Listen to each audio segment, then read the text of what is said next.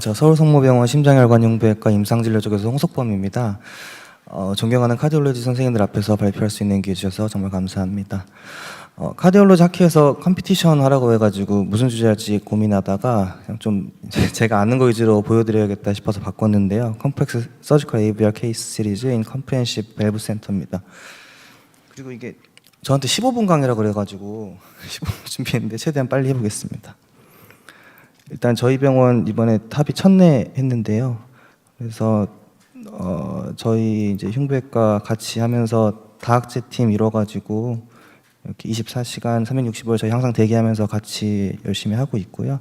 특히 이제 페모럴 액세스 쉽지 않은 고위험군 환자 대상으로 하면 컷다운이나 트랜스 엑실라리, 트랜스 카로티드 이런 액세스 있을 때 하이브리드 룸에서 같이 코오퍼레이션 열심히 해서 잘 협업하고 있습니다.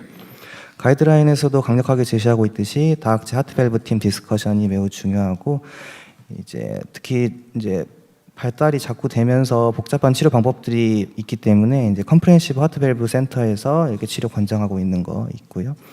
그래서 컴프레hen시브 밸브 센터의 기준을 보면은 얼터너티브 액세스 가능하고 서지컬리는 밸브 스페어링, 아우팅 루트 리플레이스먼트, 세프타 마이액더미, 루트 일라지먼트, 리두 서저리 등이 가능해야 된다고 제시하고 있어서 이제 제가 흉부외과 의사지만 뭐 많은 케이스 옆에서 보면서 느끼는 건데 이미 월드 데이터도 다 제시하고 있고 타비가 정말 좋은 거에 제가 강력히 동의하기 때문에 그럼에도 불구하고 모든 아오르틱 밸브 환자를 이제 타비만으로 치료할 수는 없기 때문에 그런 환자 대상으로 사바 시행한 4케이스 소개하도록 하겠습니다.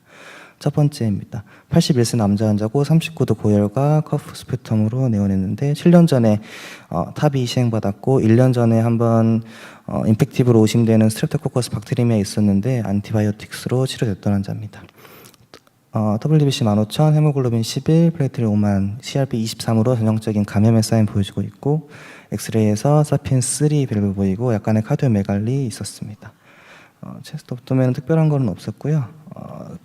블러드 컬처는 스타필로코커스가 나왔습니다. 근데 TT에서는 심장은 괜찮고 밸브 펑션 노멀이었는데 베지테이션은 보이지 않았고요.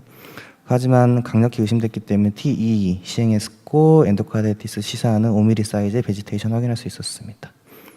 그래서 프로스테틱 밸브 임팩티브 엔도카르디티스 스타필로코커스였기 때문에 수술이 권유가 되는데 환자가 이제 나이도 있고 좀 퍼포먼스 안 좋았는데 결정권을 줬는데 처음에 메디컬 원했다가 나중에 마음 바꿔서 수술 진행하기로 했습니다. 그래서 수술 영상 보시겠습니다.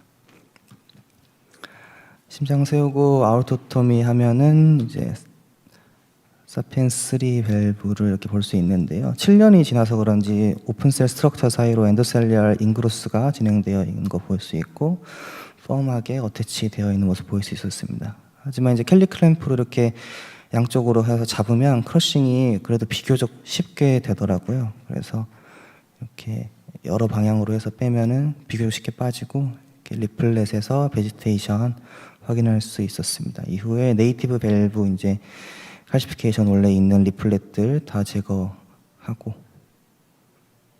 그다음에 이제 좀 문제가 있었던 거는 아무래도 원래 칼슘 보든이 이제 있던 게 네이티브에 있다 보니까 인티마 테어가 생겼더라고요. 그래서 데미지된 거 리페어 해주고 컨벤셔널 AVR 완료하였습니다. 오퍼레이터 김한욱 교수님이었고 토탈 오피 타임은 225분이었습니다. POD 1데이 익스투베이션하고 제너도 이실했고 POD 6비형일에 심장 잘 뛰고 밸브 펑션 좋은 거 확인했고요. POD 4주까지 IV 안티 잘 쓰고 블러드 컬처 노고로스 됐고 지금 6개월째 환자는 굿 컨디션으로 잘 지내고 계십니다. 두 번째 케이스는 82세 여자 환자 에볼루트로 3개월 전에 탑이 했던 환자였고 포스트 탑 AV 블락 있어서 퍼머넌트 페이스메이커 삽입했던 환자였습니다. 근데 3개월 루틴 팔로업에서 CT 이상 소견이 있어서 CS 의뢰된 환자입니다. 에볼루트와 페이스메이커 인설션 되어 있는 거 보일 수 있고요. EKG는 페이싱 리듬이고 탑이 첫째 날 에코 보면은 뭐 특별히 문제 없는데 3개월째 보면은 뭔가 이렇게 루트에 사단이 나는 것처럼 굉장히 커져 있는 모습이 보이고 있습니다. CT에서 이제 확실하게 확인이 되는데 루트 쪽에 거대한 다이섹팅 아뉴리즘이 이제 관찰이 되고 있습니다. 그래서 원래 이렇게 여기 보면은 NCC 쪽에 사실은 칼슘 버든이 굉장히 심한 리플렛이 있었는데 탑일을 시행했는데 아마 이게 좀 문제가 됐었던 게 아닌가 싶고요. 그래서 뭐 너무 컸기 때문에 어전트하게 아우트 루트 리플레이스먼트 계획했습니다. 영상 보시겠습니다. 아우터 굉장히 커져 있는 거 확인할 수가 있고요. 네.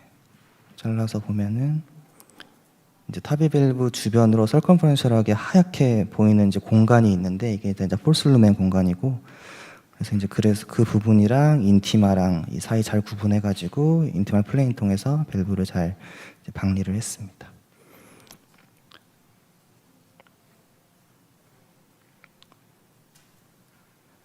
뭐 이건 3개월밖에 안 돼서 그런지 이것도 빼는 것 자체는 그렇게 어렵지는 않았습니다. 그래서 쑥쑥쑥 이렇게 하면서 잘 빼냈고, 그다음에 네이티브 밸브 보고 아우터 마이트랄 커튼까지 이제 확인할 수 있고요. 이제 루트가 다 이제 망가져 있기 때문에 벤탈 오퍼레이션을 해야 돼서 이제 레프트 코로너리 오스의 버튼 이렇게 프리퍼레이션 했고, 라이트 코로너리 오스도 프리퍼레이션 했습니다.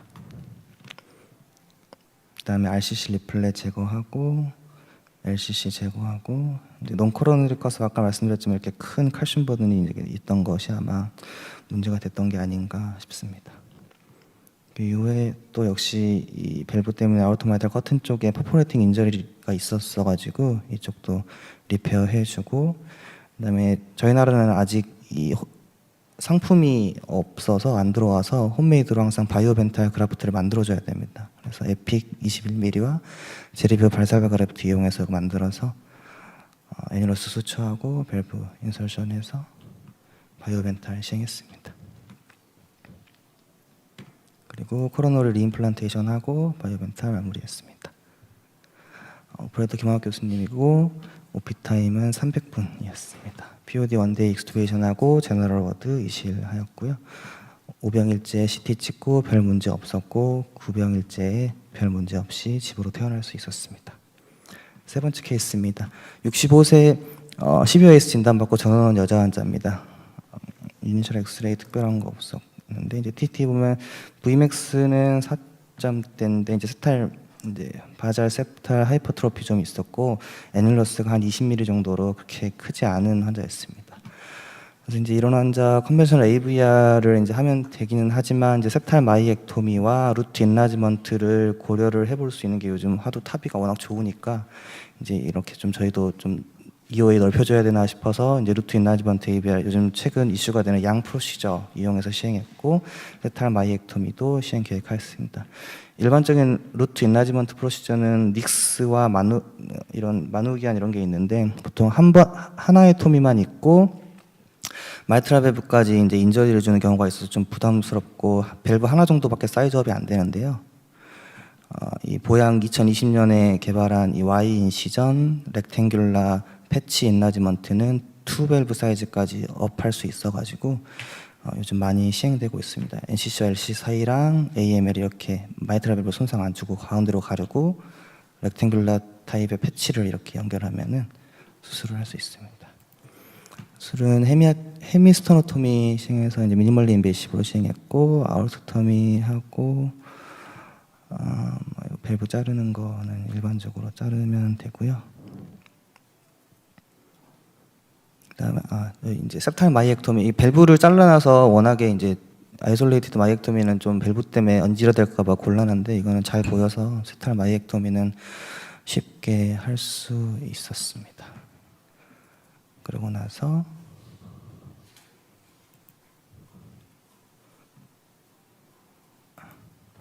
Y 시즌 엘라 인라지먼트 이렇게 해서 레프트 코로너리 커스의 중간 부위, 논 코로너리 커스 중간 부위까지 잘라가지고 이제 공간을 만들어냅니다. 그래서 이 정도 공간 남는데 보통 한 3cm 정도 공간 이렇게 벌려가지고 패치, 렉탱귤러 타입의 패치 이렇게 만들고요.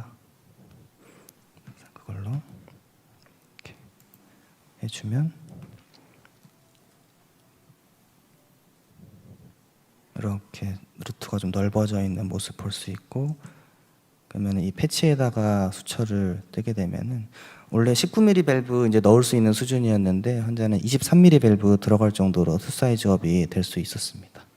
그래서 사이즈업한 상태에서 이렇게 하고 AVR은 인스피리스 23mm로 잘 맞출 수 있었습니다. 그리고 패치 이렇게 닫아주고.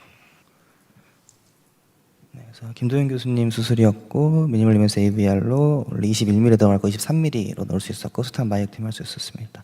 특별한 문제 사실 없었는데 환자가 컴플리트 AV 블락이 생겨가지고 이제 아마 잘 보인다고 너무 셉탈 마이액토미를 많이 해서 이렇게 좀 생기지 않았나 싶습니다. 지금까지 그 이후로도 19mm 밸브 넣어야 되면은 저희 김도현 교수님은 계속 이제 요거 사용하고 있고 특별히 문제 없이 환자들 23mm 밸브 이상을 넣으려고 노력하고 있습니다. 이제 마지막 케이스입니다. 마지막 케이스는 이제 제가 발표해서 제가 수술한 케이스 하나 넣었는데요. 73세 남자 환자고 메카니컬 밸브 AVR을 시행한 후에 19년째 팔로우업 하던 중에 아우팅 루트 아뉴리즘 크기 증가 소견 보여서 수술 후에 입원한 환자입니다. 엑스레이에서 이전 수술한 스터널 와이어랑 메카니컬 밸브 보이고 있고요. 이씨 특별한 거 없고 DT 보면은 루트가 그래서 55mm 정도로 이렇게 커져 있었습니다. 코로너로 CT 보면은 확실히 이것도 굉장히 이렇게 항아리 모양으로 둥글게 커져 있고 CT상에서는 6.1cm으로 다일레이션 많이 되어 있다고 판독을 줬었습니다. 이제 팔로우업을 한 게 이제 47mm였던 것이 49, 53, 이번에 55mm까지 계속 증가하고 있었기 때문에 이제 수술을 권유할 수밖에 없었고 수술을 이제 하기로 했는데 일반적으로는 밸브가 펑션이 문제가 없으면 이렇게 컴플리션 벤탈이라고 해서 밸브를 손대지 않고 벤탈을 해주면 되는데 74세라는 나이를 고려해서 이제 바이오플라스틱 밸브로 바꿔서 리드 바이오 벤탈을 하는 거를 이제 얘기를 했고 환자가 동의해서 그렇게 수술하기로 했습니다. 사실 이건 이제 굉장히 챌린징하고 어려운 수술인데 제가 수술 2년 차인데 비기너 서전으로서 매우 좀 챌린징한 수술이긴 했습니다. 리드 서저리는 이제 스토노토미부터 굉장히 챌린징해서 이제 뭐 힘들고 어디 이전이 굉장히 심하기 때문에 페리카디움 박리하는 데만 해도 이제 환자나 뭐 서전에 따라 다르겠지만 거의 한 2시간 정도 소요되게 됩니다. 이렇게 다 박리했고 박리가 된 다음에 심장을 세웠고요. 루틴하게 아울링 루트와 코로너리 아테리 이제 벤탈 위에서 아우팅 루트 준비를 했습니다. 이렇게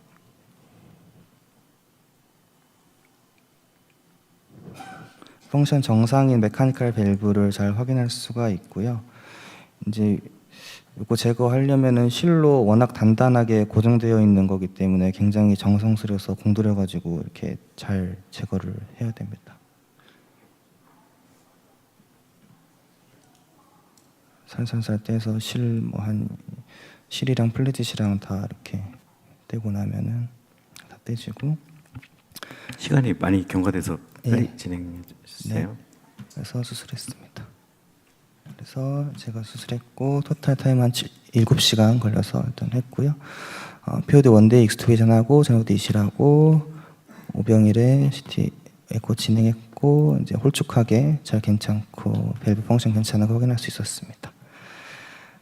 그래서 이제 벨버트 디시즈 이제 뭐 치료에 있어서 탑이냐 쌉이냐 이제 논하는 건 의미는 없을 것 같고 환자에 맞춘 다양한 전략으로 디스커션 정말 중요한 것 같습니다. 그래서 다학체 하트 팀의 존재가 이제 환자를 위해서뿐만 아니라 저 같은 주니어 서전에게도 굉장히 교육적인 측면에 반드시 필요한 부분이라 생각하고요. 이 자리를 빌어서 서울성모 하트 팀 정말 감사드립니다. 경청해주신 모든 청중들께 감사드립니다. 네, 질문 한 2개 정도 이렇게 부탁드릴게요. 네, 서울성모병원 이관영입니다. 저희가 궁금한 부분들을 보여주셔서 너무 재밌게 봤고요. 루트 인라지먼트가 이제 꽤 관심사인데 제가 PPM 이슈도 그렇고 라이프타임 매니지먼트에서 항상 작은 밸브 넣지 말고 루트 인라지먼트를 해주면 도움될 것 같은데 이게 어느 정도 시간이 추가로 걸리는지와 서전이 느끼기에 이게 얼마나 어려운지 좀 궁금하고 아까 이제 에비 블럭 컴플릿 블럭이 왔는데 이게 보양의 그럼 인시전이 아까 빨리 넘어가서 못 봤는데 NCC, LCC 쪽을 인시전을 하는 건지 그걸 좀 여쭤보고 싶습니다. 네, 일단은 그래도 30분 이상은 더 걸리는 것 같고요. 근데 처음 사실 닉스다만 옛날 방식이 더 어려운 것 같고, 보양이 개발한 거는 이 마이트랄 밸브라든지 컨덕션 그쪽을 건드리지 않기 때문에 차라리 더 안전하다는 생각으로 조금 할 수가 있는 것 같습니다. 그래서 원래는 Y 인시전에서 NCC 리플렛 쪽이 아니라 루트 쪽으로 이렇게 잘라가지고 반만 가기 때문에 사실 히스본들 블럭 나오는 그 자리까지 절대 안 가거든요. 그래서 그것 때문에 이번에 블럭이 생긴 건 아니고, 그리고 이제 루트 인라지먼트가 블럭을 일으키는 건 아니고, septal 마이액토미가 워낙에 그때 블락의 원인이었던 것으로 생각이 됩니다. 그래서 19mm, 21mm는 뭐 필요하면은 19mm 넣어야 되면은 사실 넓혀서 23mm 넣어주는 거 하면은 좋을 것 같습니다.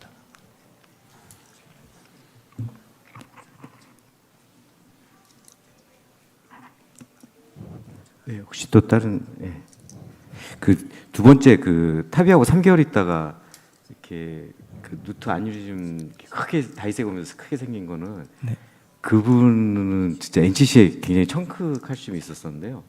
그냥 탑이 그래서 에볼로 선택해서 그냥 펼쳐고 포스 발론도 안 하고 프리 발론도 안 했는데, 나중에 환자가 2달 지나서 갑자기 숨이 많이 차다고 차서 왔다 그러는데 그걸 참고 3개월째 왔어요. 한 달을 참고. 그래가지고 그때 저는 원래 3개월째 다 CT 찍어봐서 그때 찍고 저한테 왔는데, 보니까 그런 생각지도 않았던 그런 게 생겼더라고요. 그래서 야, 이게 아주 드물지만 있을 수 있는 합병증이구나, 이런 생각이 좀 들었습니다.